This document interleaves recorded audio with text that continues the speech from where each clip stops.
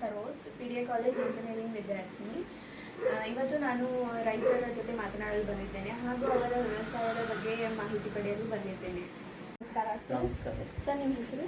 ನಮ್ಮ ಹೆಸರು ಭವನ್ ರಾವ್ ಕುಲಕರ್ಣಿ ಅಂತೇಳಿ. ಸರ್, ಯಾವ ಊರು? ಅಫಜಲ್ಪುರ ತಾಲೂಕು, ಡಿಸ್ಟಿಕ್ ಗುಲ್ಬರ್ಗ, ಸಾಗ್ನೂರ್ ನಮ್ಮ ಹೆಸರು, ಊರ ಹೆಸರು. ಸರ್, ನೀವು ಎಷ್ಟು ವರ್ಷದಿಂದ ಕೃಷಿನ ಮಾಡ್ತಾ ಇದ್ದೀವಿ?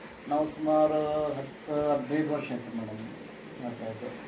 ಸರ್, ನಿಮ್ಮ ಹೊಲದ ಮಣ್ಣನ್ನು ನೀವು ಪರೀಕ್ಷೆಗೆ ಕಳಿಸ್ತೀರಾ? ಪರೀಕ್ಷೆ ಮಾಡ್ತಾ ಇದ್ದೀವಿ ಮೇಡಮ್.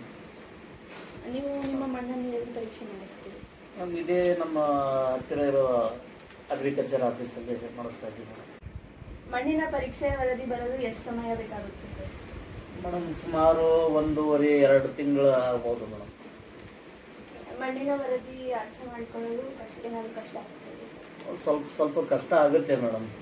ಯಾಕಂದರೆ ನಮ್ಮ ಜನ ಎಲ್ಲ ಕಲ್ತಿರಲ್ಲ, ಅಷ್ಟು ಶಾಲೆಗೆ ಹೋಗಿರಲ್ಲ. ಅವರಿಗೆ ನಿಮ್ಗೆ ಸ್ವಲ್ಪ ಚೇಂಜಸ್ ಆಗುತ್ತೆ, ಕಷ್ಟ ಆಗುತ್ತೆ. ನಮ್ಗೆ ಅರ್ಥ ಆಗ್ಬೇಕಾದ್ರೆ ಸ್ವಲ್ಪ ಕಷ್ಟ ಆಗುತ್ತೆ. ನೀವು ಪ್ರತಿ ಹಂಗಾಮು ಆರಂಭಕ್ಕೂ ಮೊದಲು ಮಣ್ಣನ್ನು ಪರೀಕ್ಷಿಸ್ತೀರಾ ಸರ್? ಪರೀಕ್ಷೆ ಮಾಡ್ತೀವಿ ಮೇಡಮ್. ಪರೀಕ್ಷೆ ಮಾಡಿ ನಾವು ಕೃಷಿ ಮುಂದೆ ಪ್ರಾರಂಭ ಮಾಡ್ತೀವಿ ಮೇಡಮ್. ಈಗ ಸರಿಯಾದ ಮಣ್ಣಿನ ಮಾಹಿತಿ ನಮಗೆ ಇದ್ದಿದ್ದಿಲ್ಲ ಅಂತಂದ್ರೆ ಬೆಳೆಗಳ ಮೇಲೆ ಏನಾದರೂ ಪರಿಣಾಮ ಬೀಳುತ್ತೆ? ಆಗುತ್ತೆ ಮೇಡಮ್, ಆಗುತ್ತೆ.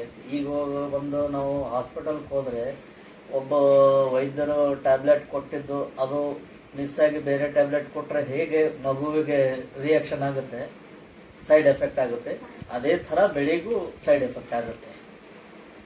ಮಣ್ಣಿನ ಮಾಹಿತಿ ಈಗ ಮೊಬೈಲ್ನಲ್ಲಿ ಓದ್ತೀರಾ ಅಥವಾ ಕೇಳ್ತೀರಾ ಸರ್? ನಮ್ಮ ರೈತರು ಓದೋದಕ್ಕಿಂತ ಜಾಸ್ತಿ ಕೇಳೋದೇ ಜಾಸ್ತಿ. ಯಾಕಂದರೆ ಜಾಸ್ತಿ ಶಾಲೆ ಕಲ್ತಿರೋದಿಲ್ಲ, ಓದೋಕ್ಕೆ ಅವ್ರಿಗೆ ಅಷ್ಟು ಇಂಟ್ರೆಸ್ಟ್ ಇರೋದಿಲ್ಲ. ಅದಕ್ಕೋಸ್ಕರ ಆಡಿಯೋ ಕೇಳೋದೇ ಜಾಸ್ತಿ. ಅದಕ್ಕೆ ಮಂದಿ ಇಚ್ಛೆ ಪಡ್ತಾರೆ.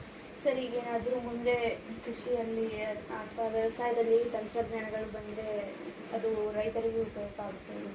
ರೈತರಿಗೆ ಉಪಯೋಗ ಆಗೋಂಥದ್ದು ಯಾವುದೇ ತಂತ್ರಜ್ಞಾನ ಬರಲಿ ಮೇಡಮ್, ರೈತರಿಗೆ ಒಳ್ಳೆಯದೇ.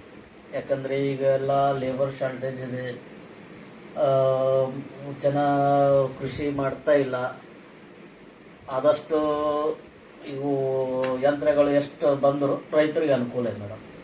ಬರಬೇಕು ಎಷ್ಟು ರೈತರಿಗೆ ಯಂತ್ರಗಳು ಮಾಡ್ತಾರೆ ಅಷ್ಟು ರೈತರಿಗೆ ಅನುಕೂಲ. Thank you sir. ಧನ್ಯವಾದ. ಓಕೆ.